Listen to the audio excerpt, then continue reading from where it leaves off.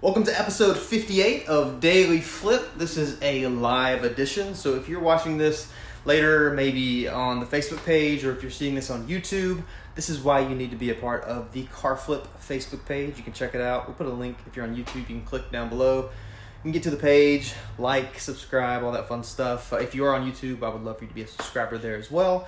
But I'm actually going to give you a rundown of my day today, give you an update on a couple things that I was working on yesterday. I actually just tried to start this video a moment ago, and we got a lovely package from Amazon, which, I'll tell you what, we might as well open it. I've got a razor blade sitting over here. I don't remember what I ordered here. We'll see what's going on. We order a lot of car parts from Amazon.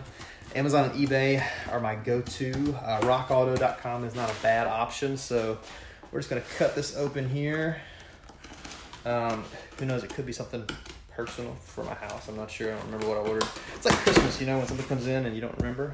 Actually, I think it is something for my house and maybe also something for the business. Let's see.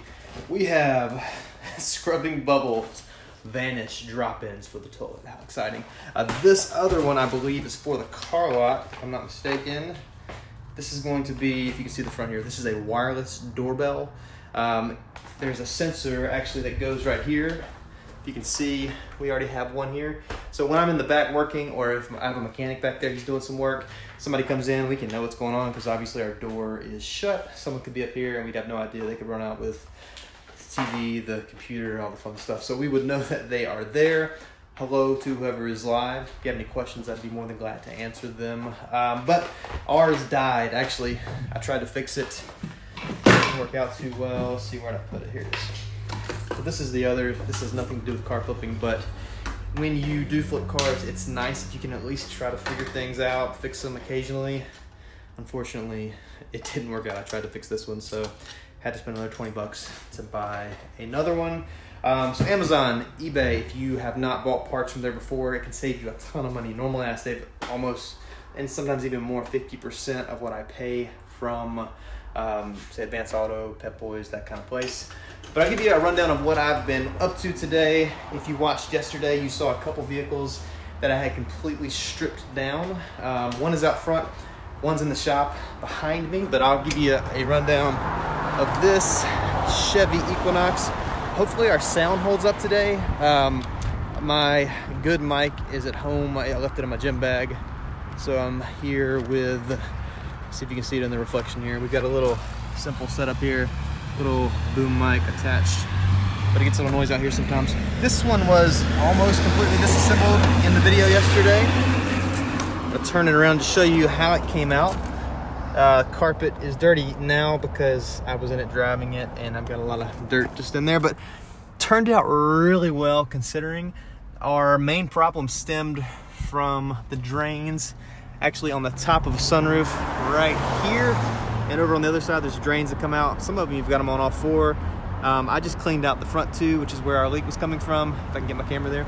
So basically the way that works is you have to drop down this little plastic piece here, pull this down, the drain disconnects from right up here, you pull it out, you shoot air through it, good to go. So we did that on both. They were both clogged really bad, got those fixed up, but it turned out really good.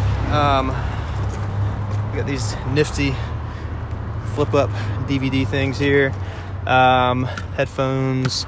I listed this one. I'm really expecting to have this one listed realistically for $79.50. Just given it's got leather, it's top of the line, it's decent miles, 114,000. I priced it at $89.50 just for fun. I'll leave it a few days, see what happens. Probably gonna lower it down to $79.50. That's 2010.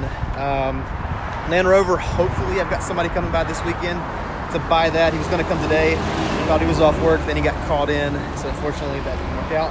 But he's already got the cash out of the bank, so hopefully he'll come on Saturday, get that one sold.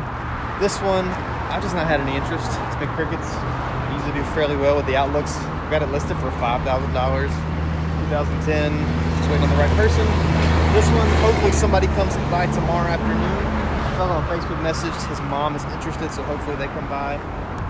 Walking around the back, we've got a 05 Wrangler here that I just got in last Friday, so I've had this one a week if I keep my camera up.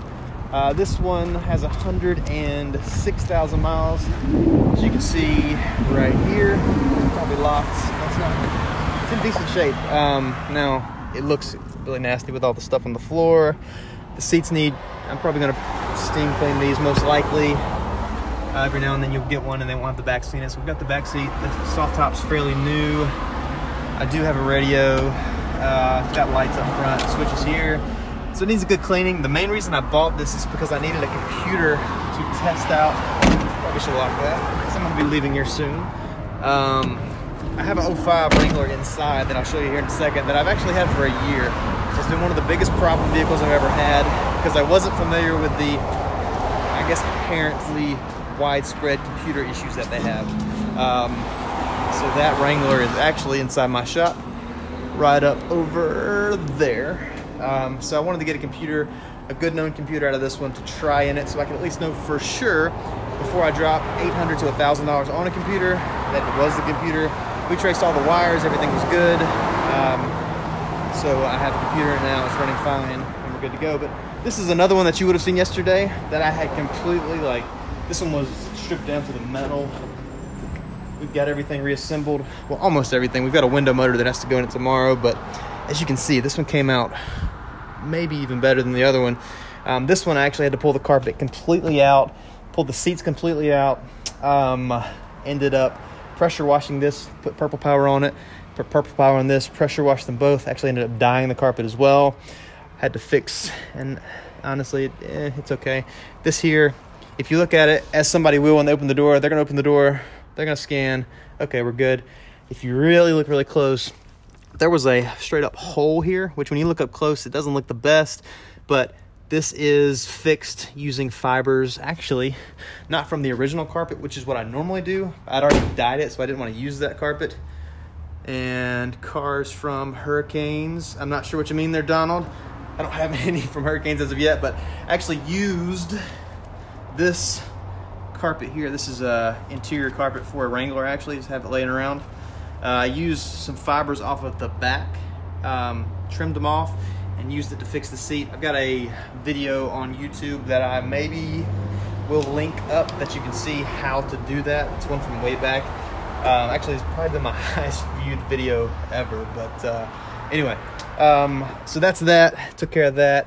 This one was cleaned out, turned out pretty well. I'll show you in the back what we have left to do, and I can't open that door, and I'll show you why in a second. I pulled this door panel to double check the mechanism. As you can see, when I got it from the auction, I pulled the door panel off and found this, which I mentioned in the last video. Turns out this is what fills that spot. So the regulator, motor, everything comes as one big plastic assembly. Our speaker mounts down there. So I took this one off, popped it loose to see what was going on before I ordered the part.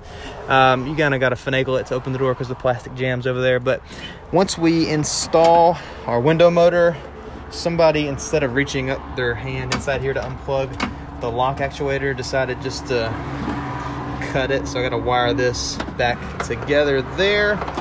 Otherwise, this one will be done tomorrow when my mechanic comes in to take care of it. I have it sitting inside for him because before he leaves to come in, he can just push a button and turn the heat on from his house. So it's here ready for him tomorrow morning. Now, this next one has been just a nightmare. This is a 2005 Jeep Wrangler. I've had it for over a year.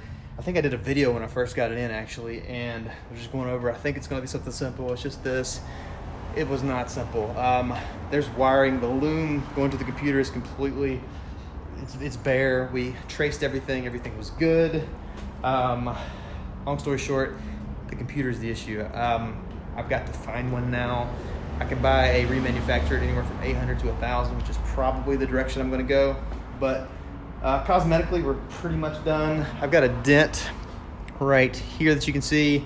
I'm actually going to be putting a bug guard up here that's going to cover to here. There's also a little dent here, but this is kind of expected on a Wrangler. Just had a windshield put in today, $135. Took care of that. Interior needs to be cleaned, but overall it's all right. I'm going to probably try to stitch this seat myself if we can see with the lighting. Got a split there. Let's see what else. This one's otherwise pretty decent. So hopefully we'll be finishing this up tomorrow. Up here in the front is actually a box that contains a muffler. Someone completely cut out the muffler, so we're gonna be putting one back in. It's got a real loud rumble that I don't really like. I'm just reading your, let's see, Donald. If you're watching this later on YouTube or somewhere, questions come up live, I can see them. But it says, Donald says, that's what you get in auctions. Cars were flooded and looked like that before you cleaned them. I definitely know what you're talking about. I see flooded vehicles all the time. None of mine were flooded. I generally stay away from those. Mine was pretty straightforward. When I bought the Equinox out front, the sunroof actually was not raised up all the way, so it was leaking water into the little track there, and there was no drain that was working, so that was my issue. I just had water falling down from the sunroof. But you definitely can run into flood vehicles. Actually had an issue at an auction not far from me in Kinley, North Carolina, not long ago. Their lot slopes down in the back, and so I don't know, several hundred cars got flooded there actually at the dealership. They had to announce it. It was a big hassle for the folks that own the cars because the auction was not liable because they're just there, and they lost out. Insurance hopefully covered them. A friend of mine actually just up the road lost 30-something cars the other week because their lot flooded during all this hurricane rain that came through. But anyway, I'm not a big fan of flooded cars just because of the electrical issues that can ensue. But that one over there wasn't flooded. None of mine were, although it looked like it was for sure when I pulled all the water out. There was literally standing water on the inside from where it had leaked through the sunroof. But that's been my day today. I'm actually leaving here probably, I don't know what time it is now. Let's see, currently it is 3. I haven't changed my clock yet, so it's 2:40. I gotta be at the auction around 3:30. I'll be there looking at cars, and I see a few more folks have joined in live. If you have a question, feel free to post it before I jump off. I'd be more than glad to answer it. But I've got to look over probably 25, 30 cars that I'm interested in at tomorrow's auction. I haven't gone completely through the run list. I got down to, where did I stop? I think I stopped at Nissan.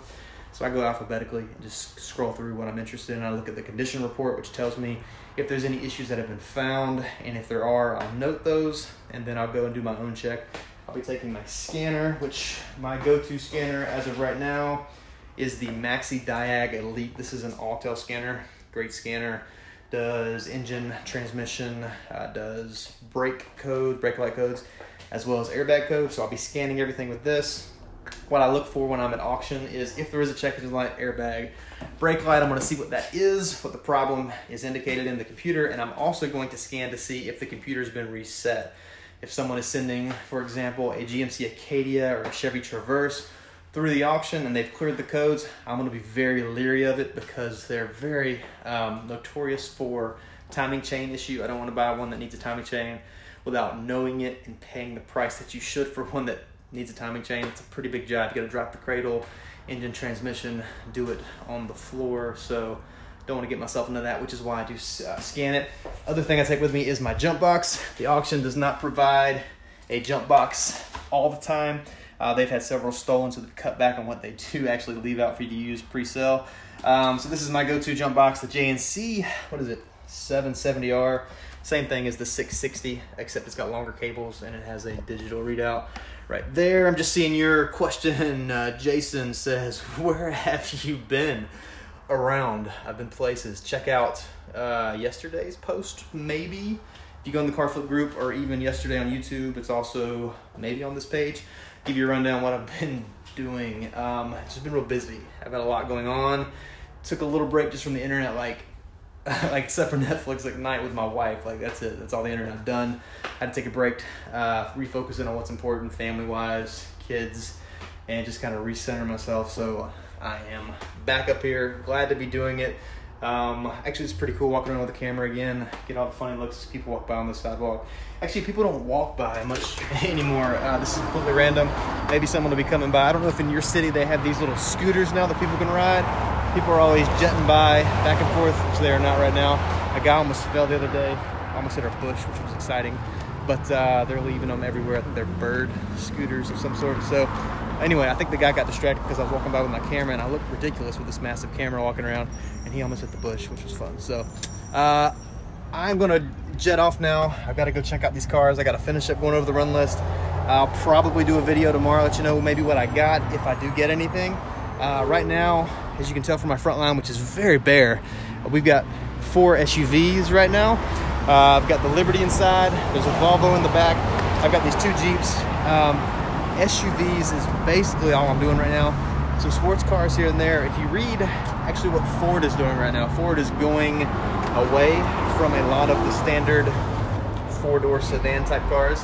A lot of folks have shifted what they're looking for in a car. SUVs have become more popular in the recent past than I guess the sedans used to be. So I've been experimenting doing way more SUVs, kind of staying away from some of the Ford Fusions, you know, fill in the blank 4-door cars that I've done in the past. And it's been working pretty well so far. I can't say for sure if that's the best thing to do. You should do it, but for me, I've been toying with that. The Equinoxes have done well. Land Rover, that was just a whim that I've got. And then the Outlooks, the Traverses do really well for me. So I'll be looking at some similar stuff. Try to get a couple minivans.